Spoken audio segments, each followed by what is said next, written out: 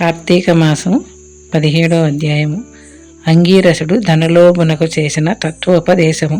ఓ మునిశ్రేష్ఠులారా, ఓ ధనలోభి, నీకు కలిగిన సంశయంబులకు సమాధానం చెప్పుచున్నాను వినుము. కర్మ వలన ఆత్మకు దేహధారణము సంభవించుచున్నది. కావున శరీరోత్పత్తికి కర్మ కారణమగుచున్నది. శరీరధారణము వలనే ఆత్మ కర్మను చేయుచున్నది. కనుక కర్మ చేయుటకు శరీరమే కారణమగుచున్నది. స్థూల సూక్ష్మ శరీర సంబంధం వలన ఆత్మకు కర్మ సంబంధం కలుగునని తల్లి పరమేశ్వరుడు పార్వతీదేవికి వివరించను.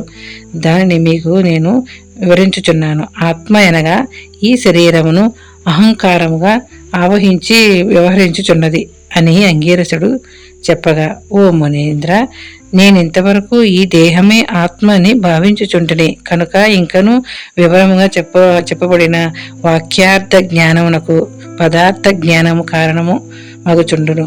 కాన అహం బ్రహ్మ అను వాక్యమును గురించి నాకు తెలియజేయండి అని ధనలోభుడు కోరెను. అప్పుడు ధనలోభునితో అంగీరసుడు ఇట్లనెను, ఈ దేహము అంతఃకరణ వృత్తికి సాక్షియే. నేను, నాది అను చెప్పబడు జీవాత్మయే అహం అను శబ్దము. సర్వాంతర్యామియే సచ్చిదానంద రూపమైన పరమాత్మ నహ అను శబ్దము. ఆత్మకు ఘటాదుల వలె శరీరమునకు లేదు. ఆ ఆత్మ సచ్చిదానంద స్వరూపము. బుద్ధి, సాక్షి, జ్ఞానరూపి శరీరేంద్రియాలు మొదలగు వాని వ్యాపారమునందు ప్రవర్తింపజేసి వానికంటే వేరుగా ఉన్నదై ఎల్లప్పుడూ నీకే రీతిని ప్రకాశించుచుండును. అది ఆత్మ అనబడును. నేను అనునది శరీరేంద్రియాదులలో నొకటి కాదని తెలుసుకునుము. ఆ దేహేంద్రియాదులనన్నిటినీ ఏది ప్రకాశింపజేయునో అది నేను అని నిశ్చయము. అందుచేత అస్థిరములగు శరీరేంద్రియాదులు కూడా నామరూపములతో నుండి నశించు నవేగాక ఇట్టి దేహమునకు జాగృత్ స్వప్న సుషుమ్నా వ్యవస్థల స్థూల సూక్ష్మకార శరీరములను మూడింటి యందును నేను, నాది అని వ్యవహరించేది ఆత్మ అని గ్రహించుకునుము. ఇనుము సూదంటి రాయిని అంటిపెట్టుకొని తిరుగునట్లా శరీరం, ఇంద్రియాలు దేనిని ఆశ్రయించి తిరుగుచుండునో అదే ఆత్మ. అట్లే అవి ఆత్మ వలన తమ పనిని చేయును. నిద్రలో శరీరేంద్రియాల సంబంధం లేక గాఢ నిద్రపోయి మేల్కొన్న తర్వాత నేను సుఖనిద్రపోతుని, సుఖముగా ఉంది అనుకునేది ఆత్మ.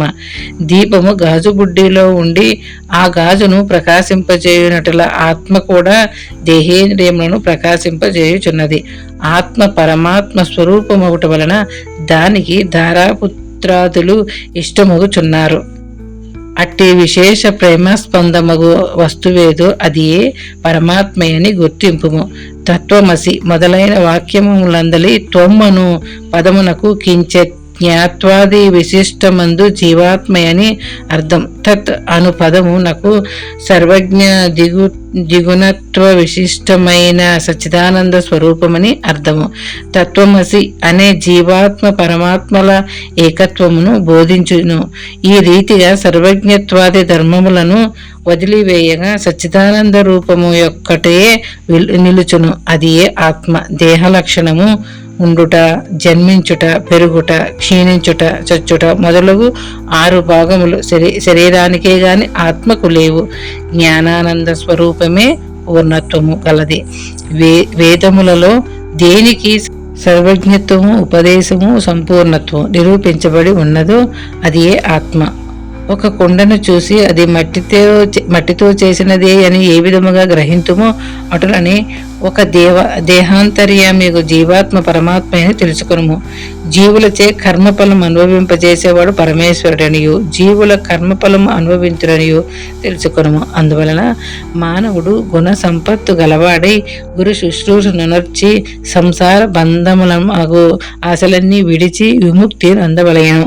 మంచి పనులు తలచి చిత్తశుద్ధియు దాని వలన భక్తి, జ్ఞాన, వైరాగ్యములు కలిగి ముక్తి పొందును. అందువల్ల సత్కర్మానుష్ఠానము చేయవలయను.